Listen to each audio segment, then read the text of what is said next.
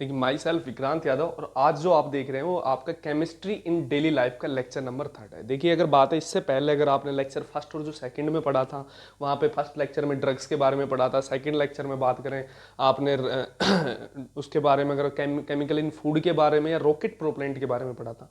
आज जो हम पढ़ने वाले हैं वो उससे अगली प्रॉपर्टी है। आप अगर बात करें इंसेक्ट रिपेलेंट, देखिए इंसेक्ट रिपेलेंट क्या होता है। सबसे पहले अगर बात करें इंसेक्ट की मीनिंग क्या होती है, जो छोटे छोटे कीट होते हैं उनको क्या बोलते हैं भाई, आपके इंसेक्ट बोलते हैं। जैसे कि आपके कॉकरोच हो गए, हाउस फ्लाई वगैरह हो गई, इनको क्या बोलते हैं, इंसेक्ट वगैरह बोलते हैं इनको। अगर रिपेलेंट मतलब, रिपेल का मतलब होता है किसी, उनको दूर करना। तो कीट को दूर भगाने के लिए जिन भी केमिकल्स का उपयोग किया जाता है, उनको मारने के लिए, भाई अगर इंसेक्ट को किल करने के लिए या उनको एक पहले से उनको शिफ्ट कराने के लिए जिन केमिकल्स का यूज किया जाता है उन्हीं को क्या बोलते हैं भाई, आपके इंसेक्ट रिपेलेंट बोलते हैं। क्लियर है। जैसे कि आपके घर पे स्प्रे करते हो हाउस फ्लाई के लिए, अगर बात करें आप कॉकरोच के लिए भी स्प्रे करते हो। ये क्या करती है, जो इंसेक्ट रिपेलेंट होते हैं, ये इन छोटे छोटे इंसेक्ट का क्या है, रेस्पिरेटरी सिस्टम है। एयर में हम भाई स्प्रे को एयर में डालते हैं, एयर के थ्रू उनके रेस्पिरेटरी सिस्टम में जाती है, जिससे उनको क्या कर देते हैं, किल कर देते हैं। उनको एक डिजाइबरल पैलेस पर उनको क्या कर दिया जाता है भाई, शिफ्ट हो जाते हैं, खुद ही दूर चले जाते हैं। पहले अगर बात करें कुछ नेचुरल इंसेक्ट रिपेलेंट होते थे, जब आपके सिंथेटिक जो आजकल मार्केट में अवेलेबल है वो नहीं थे, उससे पहले सबसे पहले क्या चलते थे, नेचुरल। जैसे कि आज भी उनका कुछ काम होता है, जैसे लीव्स ऑफ नीम, जो नीम की पत्ती आपने देखा, घरेलू नुस्खे भी होते हैं जो गेहूं वगैरह में डाली जाती है, उसमें छोटे छोटे जो ब्लैक कलर के लगता है कि कीट लगता है, इंसेक्ट लगता है, उसको मारने के लिए, भगाने के लिए लीव्स ऑफ नीम का यूज किया जाता है, जो भी कि इंसेक्ट को भगा रही होती है। तो ये किसका काम कर रही होती है भाई, इंसेक्ट रिपेलेंट। जैसे टोबैको लीव होती है आपकी, जो तंबाकू की पत्तियां होती है, वो भी उसकी अलग ही एक फ्रेग्रेंस या अगर बात करें कि स्मेल होती है, जिससे कि क्या है, इंसेक्ट दूर भागते हैं। सल्फर है वो भी सेम यूनिक ऐसे ही काम करता है। उसके अलावा बात करें सिंथेटिक जो आजकल मार्केट में अवेलेबल है, बहुत सारे इंसेक्ट रिपेलेंट आते हैं। जैसे बैगो, अगर बात है बैगोन हो गया, फिनिट हो गया, ओडोमास हो गया, ओडोनिल हो गया, एंडोसल्फोन हो गया, और भी बहुत सारे, जैसे फिनाइल हो गया। फिनाइल आप घर पे, जैसे कि आपने देखा होगा कई जगह जाते हैं तो उसका पोंछो वगैरह लगाते हैं, तो उसमें क्या होता है कि उसमें फिनाइल डाली जाती है, जिससे क्या होती है, उसकी गंध जो होती है उसकी वजह से उस पर मक्खियां नहीं बैठती, जो हाउस फ्लाई वगैरह होती है वो नहीं बैठती, वो दूर चली जाती है। या जैसे आप स्प्रे डालते हैं कॉकरोच वगैरह के इंसेक्ट की, तो वो भी इंसेक्ट की तरह काम करती है, या तो उनको मार देती है या उनको भगा देती है। तो वो जो सारे के सारे जो केमिकल्स हैं, उन सारे के सारे उन रसायन को या केमिकल को क्या बोलते हैं भाई, आपको इंसेक्ट रिपेलेंट बोलते हैं। क्लियर है। ये आपके नेचुरल है, ये आपके सिंथेटिक है, जो लेबोरेटरी में बनाए जाते हैं आजकल, जो इंडस्ट्रियल यूजेज में जो चल रहे हैं, इंडस्ट्रियल तरीके से जो फॉर्म किए जा रहे हैं। क्लियर है भाई। उसके अलावा एक इंसेक्ट रिपेलेंट में एक टॉपिक चलता है जिसको बोलते हैं फिरोमोन्स। फिरोमोन्स का इस टॉपिक से क्या अगर बात है, फिरोमोन एक अलग चीज है जिनका अगर क्वेश्चन ये बनता है कि इंसेक्ट रिपेलेंट से क्या लेना देना है, मतलब किन चीज इसका एप्लीकेशन इसमें क्यों है। तो सबसे पहले पढ़ते हैं कि फिरोमोन्स क्या होता है। देखिए, फिरोमोन की एक मीनिंग अगर बात करें, सबसे पहले डेफिनेशन देखते हैं क्या होती है, कि it play a important role for sexually attraction which secreted by female to attract the male, और secreted by male to attract female. या तो ये सैक्रेट सैक्रेट मतलब रिलीज किए जाते हैं भाई, एक टाइप के लिक्विड होता है ये, जो सैक्रेट किया जाता है तो मेल के जरिए या फीमेल के जरिए, जो अट्रैक्ट करता है। अगर मेल सैक्रेट कर रहा है तो फीमेल को अट्रैक्ट करेगा, अगर फीमेल सैक्रेट कर रहा है ये लिक्विड तो किसको, मेल को अट्रैक्ट करेगा। तो मतलब अपने अपोजिट जेंडर वाले, अगर बात है कोई भी एनिमल है तो जैसे कि मेल है तो फीमेल को अट्रैक्ट करने के लिए, और फीमेल है तो मेल को अट्रैक्ट करने के लिए लिक्विड जो रिलीज करता है, जिसको क्या बोलते हैं, फिरोमोन कहते हैं। और जो फिरोमोन्स होते हैं वो सेक्सुअली अट्रैक्शन के काम आते हैं, जो उसके रिप्रोडक्शन के लिए काम में आ रहे होते हैं। एक एग्जाम्पल है, जैसे कि मेल मस्क डियर होता है। एक डियर आपने देखा है, जो हिरण होते हैं वो मस्क, उसको मस्क या कस्तूरी मृग बोलते हैं, इसको आपने सुना होगा। कस्तूरी जो मृग होता है, कस्तूरी हिरण आपने सुना है। जो मेल अगर बात हो, सेक्रेट करता है एक मस्क। मस्क मतलब एक फिरोमोन है, फिरोमोन का एक एग्जांपल है जिसको मस्कोन भी बोलते हैं।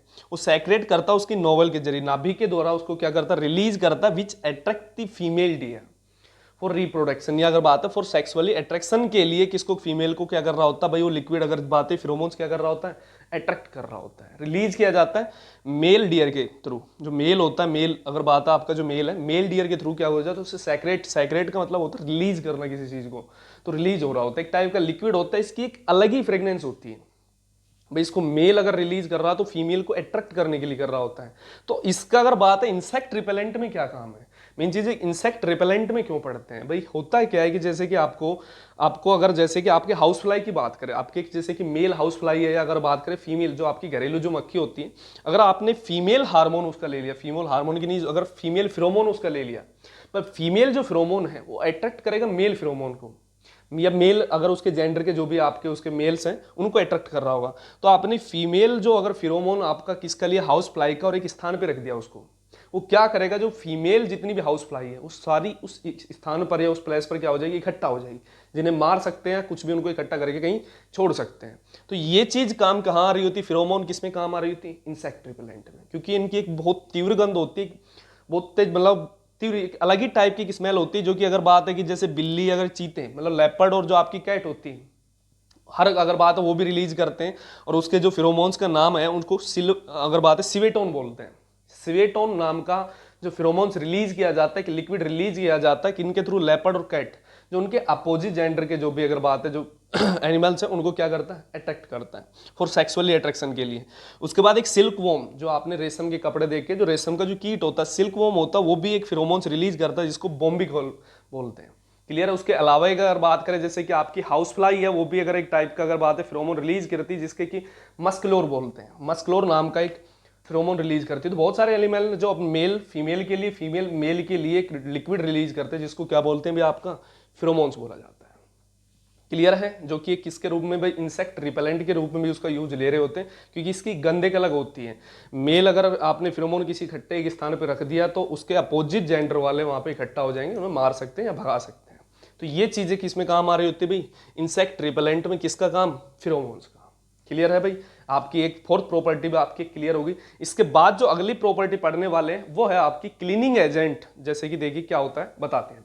नेक्स्ट प्रॉपर्टी आपकी क्लीनिंग एजेंट। क्लीनिंग एजेंट की बात करें भाई, क्लीनिंग मतलब अगर बात है सफाई के जो एजेंट है, जैसे कि बात करें कौन कौन से भाई, सोप और डिटर्जेंट। आपने सोप देखी, जो साबुन होती है, डिटर्जेंट काम क्या करते हैं भाई, क्लीनिंग एक्शन का काम करते हैं, क्लीनिंग एजेंट बोले जाते हैं। तो पहला जो आपका जो सोप है, जो साबुन होती है भाई, क्या चीज होती है साबुन, जैसे कैसे क्लीनिंग करती है, किन चीज से बनी होती है। जो साबुन बनी होती है वो होता है sodium salt of higher fatty acid.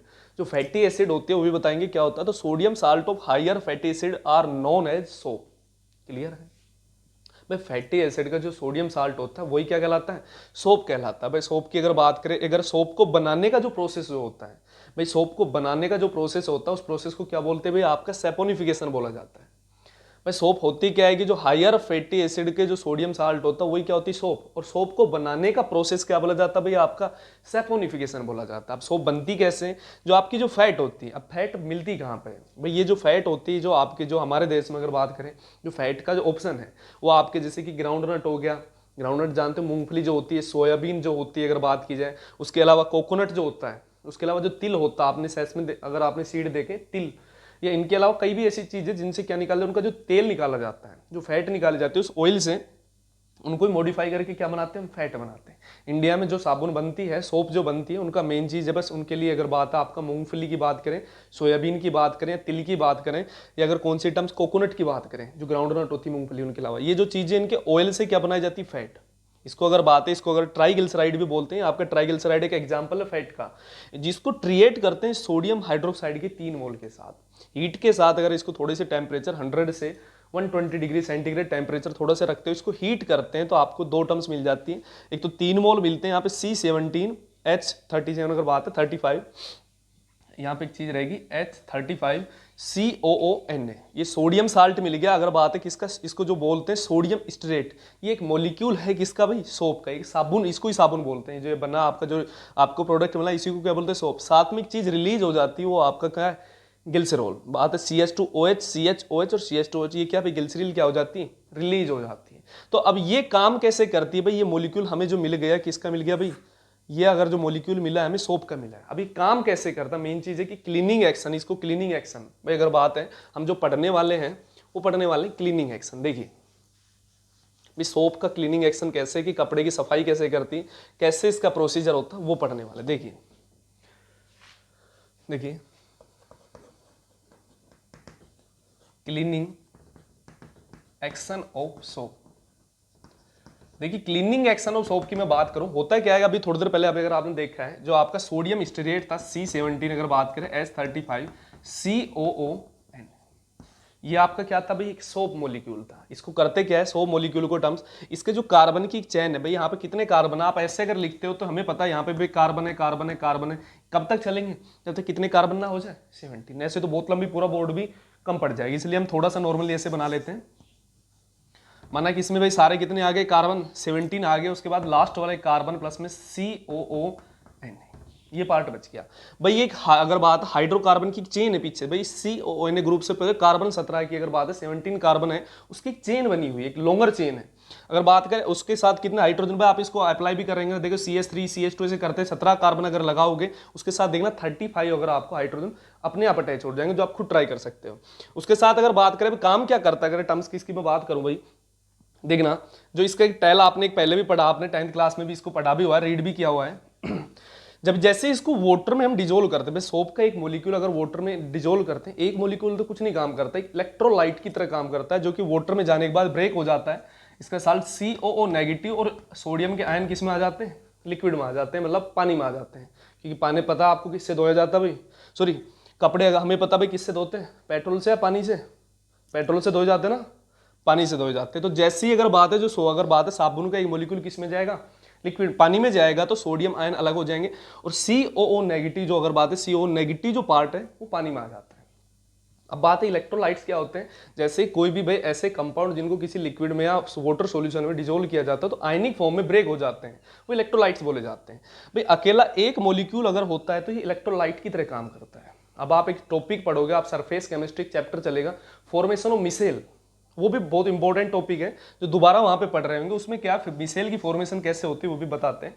जो आपका ये मॉलिक्यूल था एक जो आप पढ़ रहे थे, एक तो ये पार्ट भाई हमने जैसे ही क्या किया, अगर बात है साबुन के एक सोप के एक मॉलिक्यूल को वाटर में, एक मॉलिक्यूल को नहीं, साबुन को बहुत सारे मॉलिक्यूल को हमने लगभग मोर देन 100 जब डिजोल्व किया, तो हमें पता है जो हाइड्रोकार्बन की जो चेन थी प्लस में CO नेगेटिव, सोडियम आयन तो किस में आ गया, वाटर में, साथ में ये वाला जो पार्ट है ये भी कहाँ भाई रहेगा, तो वाटर में। अब ये काम क्या करेगा, काम क्या करता है, इसमें भी दो पार्ट हो जाते हैं भाई। जहां पर एक तो बात है ये COO नेगेटिव, ये इसका जो पार्ट बोला जाता है ये बोला जाता है हेड पार्ट, क्लियर है। और जो ये आपकी हाइड्रोकार्बन चेन जो बच गई, हाइड्रोकार्बन चेन है, ये आपका कैसा भाई, इसको टेल पार्ट बोलते हैं, पुच्छ भाग, ये आपका सिर भाग होता है, ये पुच्छ भाग होता है, जिसको हेड पार्ट, टेल पार्ट। अब एक चीज और टर्म्स है कि ये जो पार्ट होता है ये पोलर होता है, पोलरिटी आपको निकालनी आती है। जो हाइड्रोकार्बन होते हैं वो कैसे होते हैं भाई, नॉन पोलर।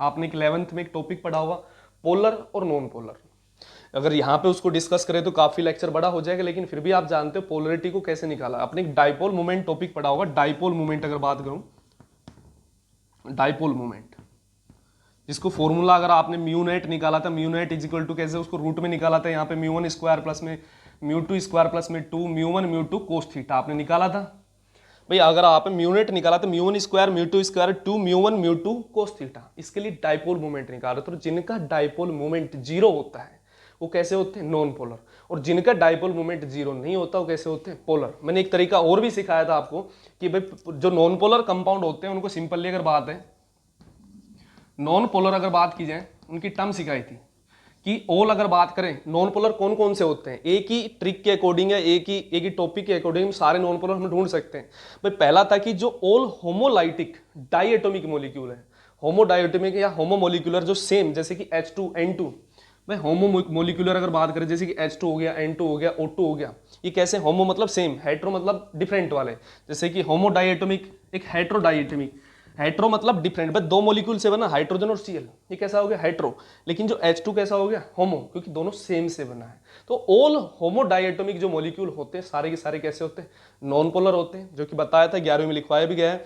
उसके अलावा अगर बात की जाए सेकंड, अगर बात की जाए अगर टर्म्स की बात करें, ऑल sp2 हाइब्रिडाइज मॉलिक्यूल, लेकिन होने चाहिए रेगुलर, सारे के सारे जो sp2 हाइब्रिडाइज है, जैसे कि मैं बात करूं BCl3 का हाइब्रिडाइजेशन आप निकालते हो तो हाइब्रिडाइजेशन क्या आता है sp2, इसके साथ अगर सारे के सारे रेगुलर कब बोला जाएगा, जब सारे के सारे जो साइड एटम क्या है इससे सेम।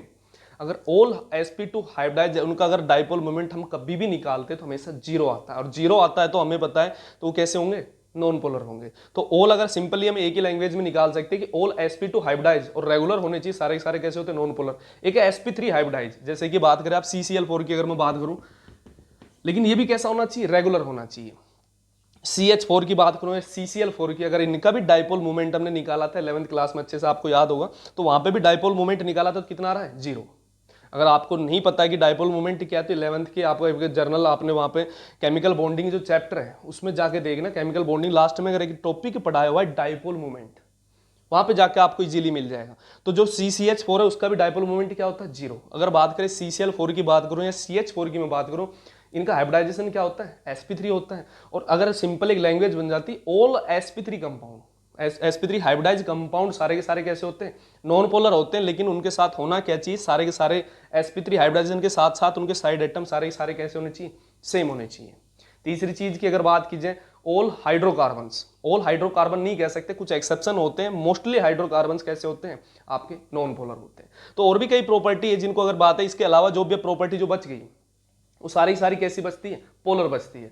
भाई जो भी इन 5 अगर एक चीज और रहेगी भैया, आपने पढ़ी कि सेंटर ऑफ सिमेट्री, जिन भी कंपाउंड में सेंटर ऑफ सिमेट्री होती है, अगर बात है सेंटर ऑफ सिमेट्री क्या होती है, जैसे कि मैं हम CH2 ले रहा हूँ, CO2 ले रहा हूँ, भाई इस कंपाउंड का जो सेंटर है उसके अगर हम अगर एक साइड में जा रहे हैं, अगर कोई मॉलिक्यूल मिल रहा है बिल्कुल उसके 180 पोजीशन पर अगर सेम मॉलिक्यूल मिलता है तो उसको बोलते हैं सेंटर ऑफ सिमेट्री। भाई हम कार्बन इसके मॉलिक्यूल के सेंटर से इधर गए तो ऑक्सीजन मिला, सेम उसके अपोजिट पे जाने पर वही मॉलिक्यूल अगर मिल रहा है तो उसको क्या बोलते हैं, सेंटर ऑफ सिमेट्री। और जिन भी मॉलिक्यूल में सेंटर ऑफ सिमेट्री होती है वो सारे के सारे कैसे होते हैं, नॉन पोलर होते हैं। क्योंकि डायपोल मोमेंट इसका राइट में लग रहा है तो इसका लेफ्ट में आपस में कैंसिल आउट हो जाता है। ये आपने पढ़ा है, डायपोल मोमेंट के बारे में ज्यादा डिस्कस नहीं करेंगे क्योंकि 11th की टॉपिक है, इसमें अगर पढ़ेंगे तो ज्यादा लंबा हो जाएगा। मेन चीज है हमारे काम की क्या है कि जो पोलर होते हैं, आपने एक सोल्युबिलिटी का एक केस पढ़ा होगा कि पोलर डिजोल्व इन पोलर और non polar dissolve in non polar, same same में घुलता है, ये पढ़ा आपने। तो अगर बात की जाए वाटर की मैं बात करूं, जो वाटर होता है आपका H2O वो कैसा होता है भाई, पोलर होता है।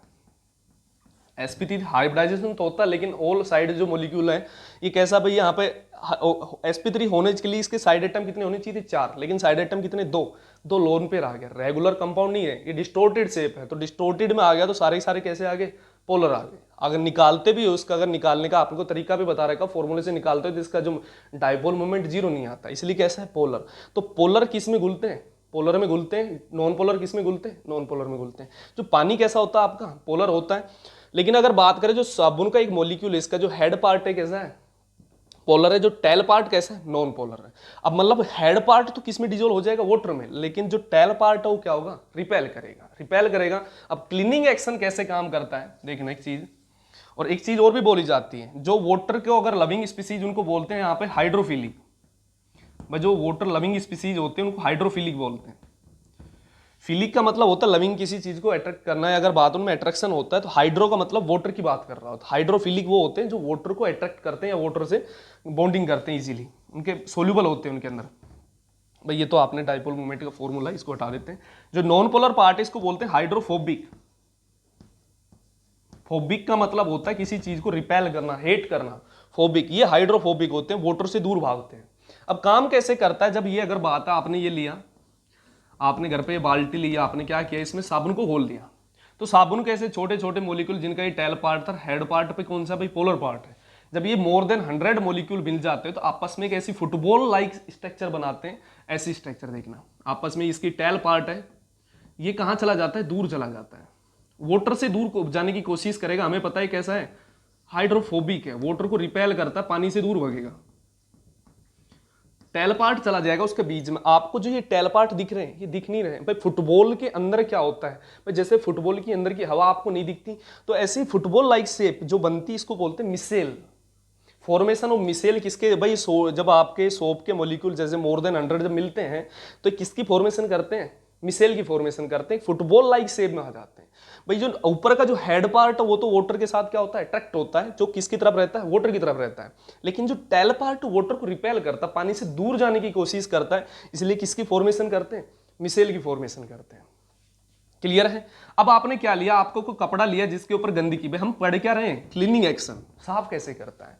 भाई ये जो आपके ऑयली जो चीज होती है कपड़ों पे, आपकी जो ऑयली जो गंदगी होती है, जब ऑयल की बात करो, ऑल हाइड्रोकार्बन होते हैं, ऑयल जो होते हैं हाइड्रोकार्बन। और थोड़ी देर पहले पढ़ा है कि जो हाइड्रोकार्बन हमने नॉन पोलर वाले केस में पढ़ रहे थे, सारे सारे कैसे होते हैं, नॉन पोलर।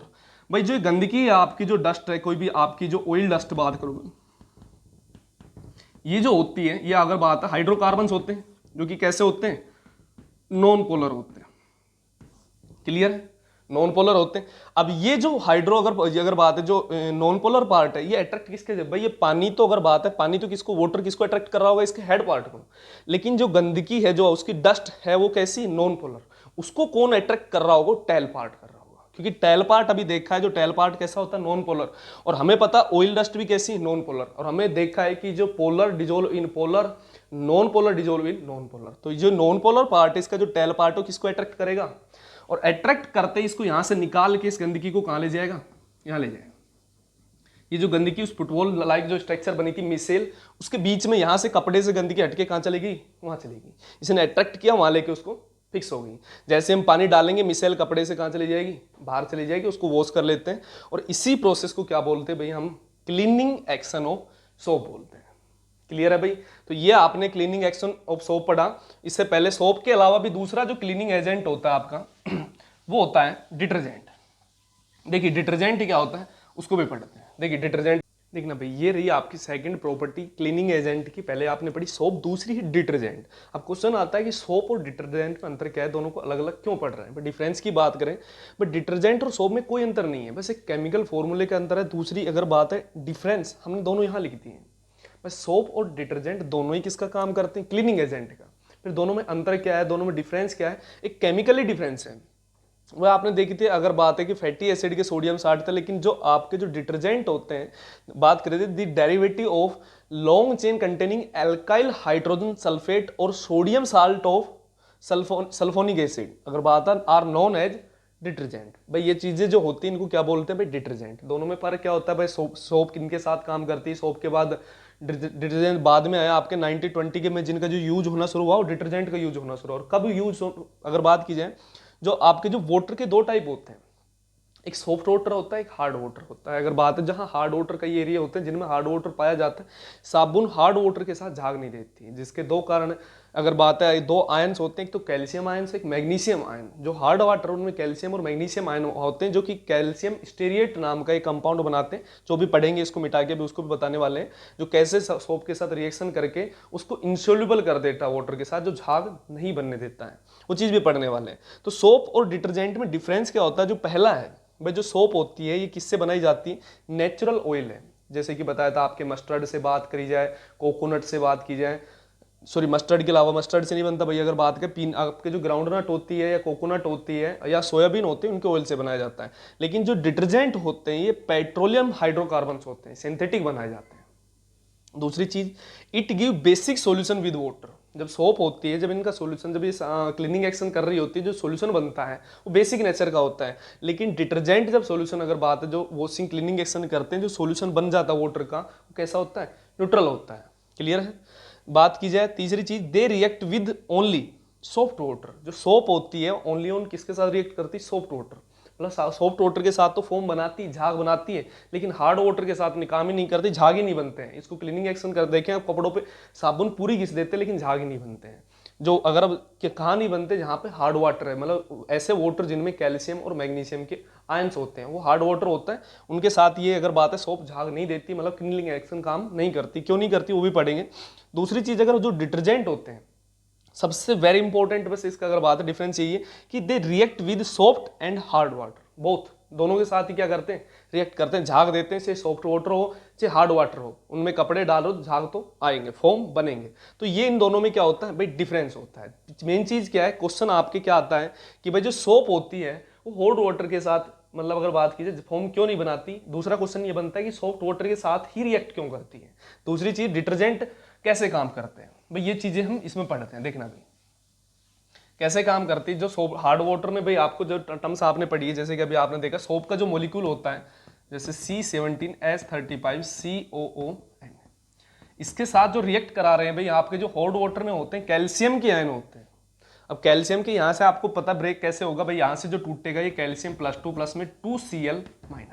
हमने यहाँ पे जो सोप के कितने मॉलिक्यूल लिए भाई, 2 मॉलिक्यूल लिए, टूटेगा कैसे यहाँ से भाई, जो यहाँ से 2Na+, Na की जो वैलेंसी होती है 1 होती है, Na+ में टूटेगा। और कितने Na टूटेंगे भाई, 2 किसके साथ निकल जाएंगे भाई, NaCl के साथ।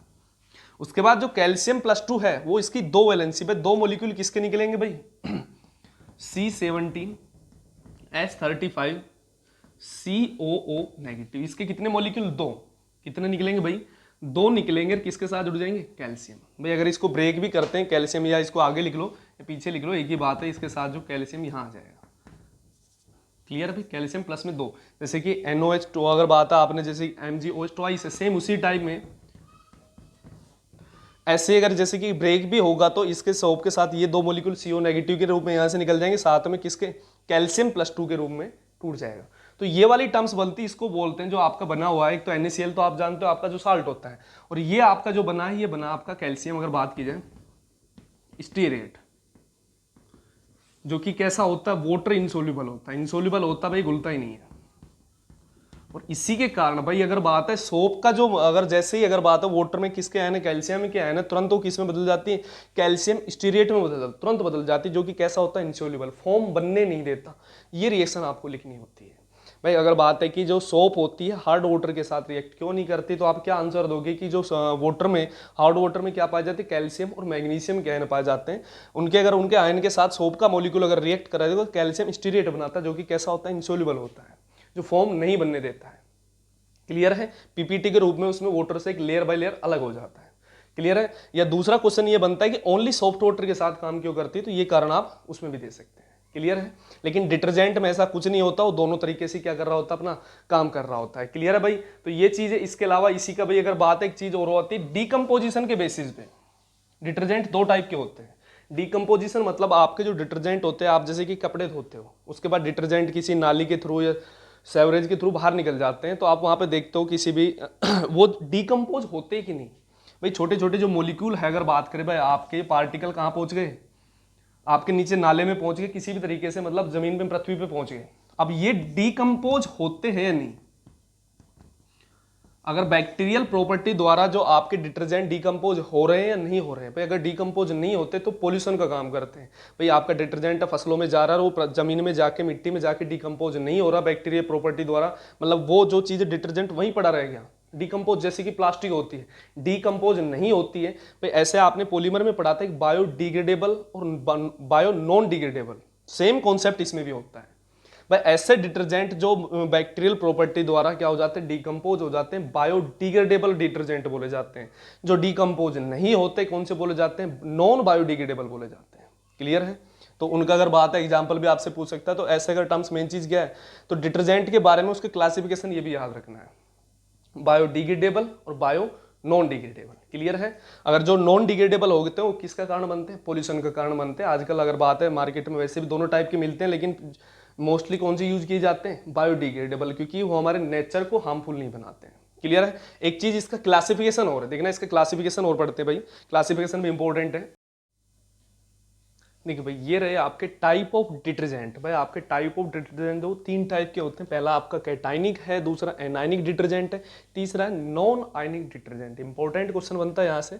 तो कैटाइनिक डिटर्जेंट क्या होते हैं, जो आजकल अगर बात है कि इनमें जो सबसे ज्यादा जो आपके हेयर कंडीशनर आते हैं, जैसे शैम्पू टाइप के आते हैं ना हेयर कंडीशनर, वो बनते हैं जो कैटाइनिक डिटर्जेंट से बने होते हैं। वास्तव में होते क्या है, ये होते हैं quaternary salt of amine. Quaternary salt मतलब यहाँ से अगर बात करें, देखना नाइट्रोजन से अगर मैं टर्म्स ले रहा हूँ, देखना तीन तो मिथाइल ग्रुप लगे हुए हैं भाई। हमें पता है नाइट्रोजन की वैलेंसी 3 है, चौथी वैलेंसी जुड़ती तो इस पर क्या आता है, पॉजिटिव चार्ज। देखना यहाँ नाइट्रोजन एक तो इधर इस कार्बन से प्लस में 3 हिस्से, यहाँ पे नाइट्रोजन पे पॉजिटिव है, साथ में इसके साथ एक आयनिक फॉर्म में क्या जुड़ा हुआ है, या तो क्लोरीन होता है, नॉर्मली अमोनियम जो साल्ट होते हैं, जैसे कि किसका अमोनियम साल्ट क्लोराइड का है, या अमोनियम साल्ट होते हैं ब्रोमाइड का।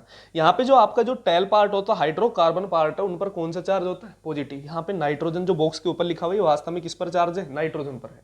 साथ में एक आयन कौन सा हुआ है, क्लोरीन या क्लोराइड या ब्रोमाइड के दो आयन होते हैं इसके पास, या तो क्लोराइड का होता है ये आयन, या किसका होता है भाई आपका ब्रोमाइड का होता है। बस इनको कैटाइनिक क्यों बोला जाता है, इनका जो ये हाइड्रोकार्बन पार्ट है, इन पर कौन सा चार्ज होता है, पॉजिटिव चार्ज होता है, इसलिए इनको कौन से बोले जाते हैं, कैटाइनिक डिटर्जेंट बोले जाते हैं। तो पूछ लिया जाता है कैटाइनिक डिटर्जेंट होते क्या है, तो क्या बताओगे भाई, क्वाटरनरी, मतलब क्वाटरनरी मतलब यहाँ पे 4 आपकी वैलेंसी में, इसलिए कौन सा एमीन वर्ड, क्योंकि नाइट्रोजन बीच में आ रहा है। आपने नोमेनक्लेचर ऑफ एमीन पढ़ा था, वहां पे बीच में जब नाइट्रोजन आता तो एमीन होता है, उससे 2 हाइड्रोजन जुड़े हो, 3 हाइड्रोजन जुड़े हो, वो वाली टर्म्स आपने पढ़ी थी, या उससे किसी ग्रुप के रूप में जुड़ रहा था। जब आप ये ग्रुप देखते हो, ये भी एमीन्स है। बात कीजिए यहाँ पे अगर बात करें ऐसे NH, अगर बात है टर्म, सॉरी ऐसे जुड़ा है तो भी क्या है, एमीन है, या ऐसे जुड़ा है तो भी क्या है, एमीन है। और ऐसे जुड़ा है किसी से, लेकिन 4 वैलेंसी कब होती है, जब पॉजिटिव, तब भी वो क्या रहेगा, एमीन ही रहेगा। लेकिन अब ये टर्सरी, ये तो 1 डिग्री, 2 डिग्री और एक 3 डिग्री, एक 4 डिग्री, ये क्वाटरनरी मतलब प्राइमरी, सेकेंडरी, टर्सरी, और ये कौन सा है, क्वाटरनरी। तो क्वाटरनरी वर्ड कहाँ से आ रहा है भाई, इस वाली टर्म से आ रहा है। क्लियर है। तो इसको quaternary salt of amine, amine का एक क्वाटरनरी साल्ट है जिन पर पॉजिटिव चार्जेस को क्या बोलते हैं, कैटानिक डिटर्जेंट। तो इसका एक एग्जांपल आपका central tri methyl ammonium chloride, यहाँ पे ब्रोमाइड भी हो सकता है क्योंकि क्लोराइड और ब्रोमाइड के आयन होते हैं इसमें ओनली। और ये जो काम आता है इसका यूज अगर बात करें, हेयर कंडीशनर जो होते हैं आपके, जो शैम्पू टाइप के जो आते हैं हेयर कंडीशनर, उनमें इसका क्या होता है भाई, यूज होता है। दूसरा जो आपका एनायनिक डिटर्जेंट, ये वास्तव में सोडियम साल्ट ऑफ सल्फेट होता है। सोडियम साल्ट एक एग्जांपल है, मतलब इसमें जो टेल पार्ट है, देखो इसमें जो टेल पार्ट है उस पर पॉजिटिव चार्ज, इसमें जो टेल पार्ट है उस पर क्या है, नेगेटिव चार्ज है, इसलिए इसको क्या बोल रहे हैं, एनायनिक। इसका भी एक एग्जांपल है sodium and dodecyl and benzene sulphonate. Clear है भाई, यहाँ पे dodecyl sorry sodium and dodecyl benzene sulphonate, इसका एक एग्जांपल है किसका, एनायनिक डिटर्जेंट का। इसको एनायनिक क्यों कहा जाता है, इसका जो ये पार्ट है टेल पार्ट, जो आपका किसके साथ सोल्यूबल पार्ट होता है, वो कैसा है भाई, यहाँ पे उस पर कौन सा चार्ज है, नेगेटिव, इस वाले पे क्या था, पॉजिटिव था। आयन वही भाई, यहाँ पे ये भी एन रिलीज करेगा, यहाँ पे ये Cl रिलीज करेगा, लेकिन जो मेन पार्ट जो होता है जो सोल्यूबल वो प्लस है, इस पर क्या है, माइनस। और तीसरा कौन सा भाई, नॉन आयनिक, मतलब ऐसे भाई डिटर्जेंट जिन पर कोई चार्ज ही नहीं होता, मतलब does not contain any ions, कोई आयन नहीं होता। Show hydrogen bonding with soluble part, एक सबसे इंपॉर्टेंट है, ये क्या करते हैं, जो इनके पास आयन तो होता नहीं है भाई, बॉन्डिंग करने के लिए सिर्फ क्या बचा होता है इनके पास, हाइड्रोजन बॉन्डिंग कर लेते हैं। कोई ऐसा पार्ट होता है जैसे कि इसमें OH ग्रुप आपको दिख रहा है, जो आपका एग्जाम्पल है भाई, ये पेंटा एरी अगर बात है एरीथ्रिटोल मोनो एल्किनेट है ये, इसका एक एग्जांपल जो ये OH ग्रुप है, ये क्या दूसरे वाले जो वाटर के साथ क्या बना लेते हैं, या सोल्यूबल पार्टी के साथ क्या बना लेते हैं, हाइड्रोजन बॉन्डिंग बना के उससे क्या जाते हैं, चिपक जाते हैं, जिनको निकाल लेते हैं। क्लियर है। तो ये आपने पढ़ा भाई नॉन आयनिक डिटर्जेंट, ये आपका एनायनिक, और ये कौन से, कैटानिक, और तीनों किसके टाइप है, डिटर्जेंट के। क्लियर है भाई। आज आपने जो पढ़ा डिटर्जेंट के क्लासिफिकेशन, मतलब अगर बात करें आपने क्लीनिंग एक्शन के बारे में पढ़ा है, सॉरी क्लीनिंग एजेंट के बारे में पढ़ा है। दूसरी चीजें क्या पढ़ी थी भाई आपने, इंसेक्ट रिपेलेंट, और अब क्या पढ़ा आपने, डिटर्जेंट, मतलब आपने क्लीनिंग एक्शन वाले या क्लीनिंग एजेंट के बारे में पढ़ा है। अब जो आपके जो मेन टॉपिक दो बच गए, एक तो डाइज बच गया, और एक आपके जो एडवांस मटेरियल मतलब कार्बन फाइबर, वो पढ़ते हैं भाई किसमें, नेक्स्ट लेक्चर में पढ़ेंगे, और इसको अच्छे से पढ़ना, इंपॉर्टेंट लेक्चर है भैया आपका। क्लियर है भाई, मिलते हैं नेक्स्ट लेक्चर में।